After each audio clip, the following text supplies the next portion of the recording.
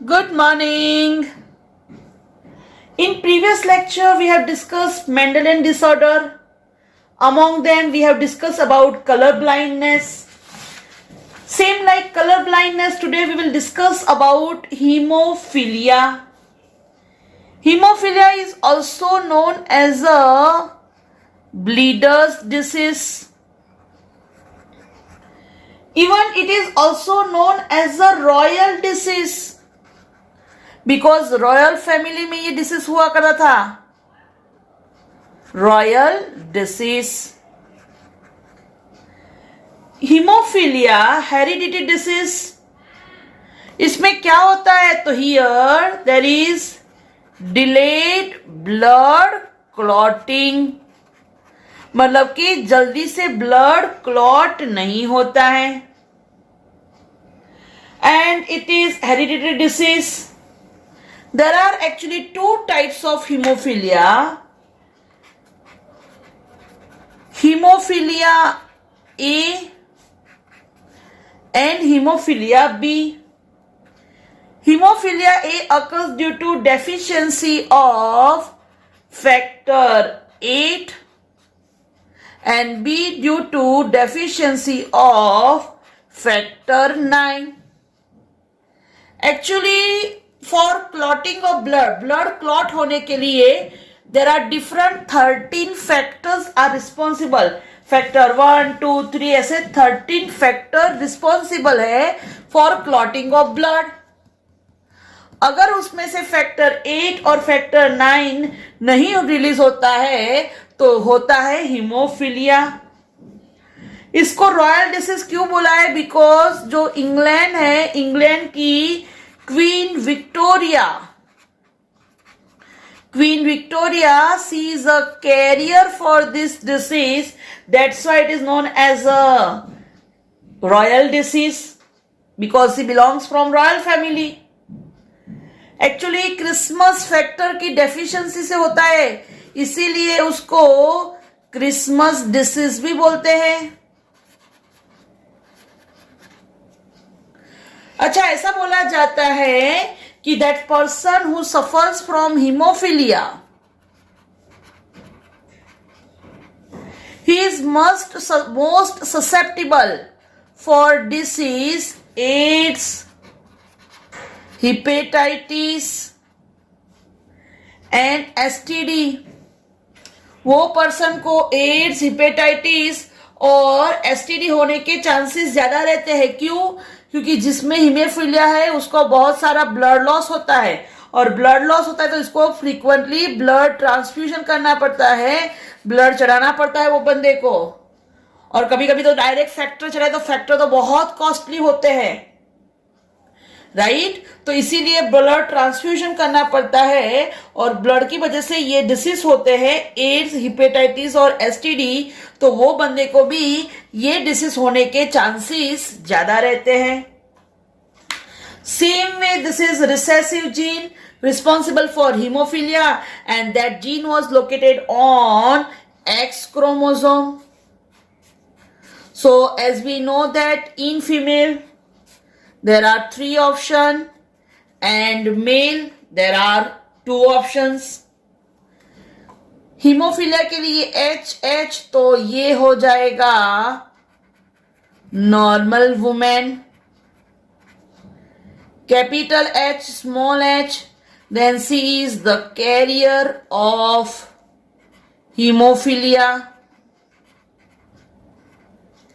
Carrier woman. And small h, she is hemophilic woman. याद रखो बच्चों, मेल के पास 2 ही ऑप्शन है, एक्स वाई. तो आइदर में बी कैपिटल H, स्मॉल h. तो मेल कभी भी कैरियर नहीं होगा, बिकॉज ये जो जीन है 2 लोकेटेड है एक्स क्रोमोसोम पे. तो मेल में 2 ही ऑप्शन होगा, either normal man or hemophilic man. तो मेल में 2 ही ऑप्शन होंगे, मेल कभी भी कैरियर नहीं होगा. याद रखना। चलो अब मैं आपको 2 जनरेशन करवाने जा रही हूं और 2 जनरेशन का फिर हम लास्ट में पेडिग्री भी ड्रॉ करेंगे। तो पॉसिबिलिटीज यहां पे भी 6 टाइप है। तो चलो सबसे पहले मैरिज होता है between normal women and haemophilic male. तो normal women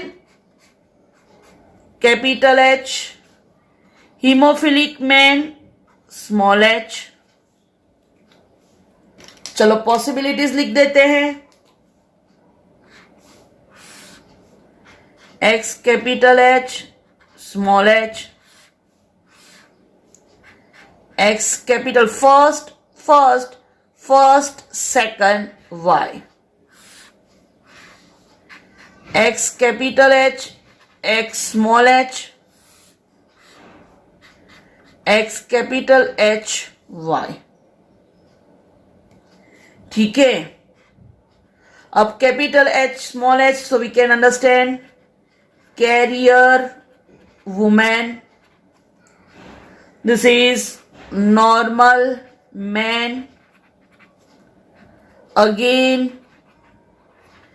carrier woman and normal man। तो बच्चों आप देख सकते हो कि यहां पे पॉसिबिलिटी जो मिली वो 2 टाइप की मिली। वुमेन तो फिर वो है कैरियर, और जो मैन है वो है नॉर्मल। सही है। चलो अब ये जो नॉर्मल मैन है,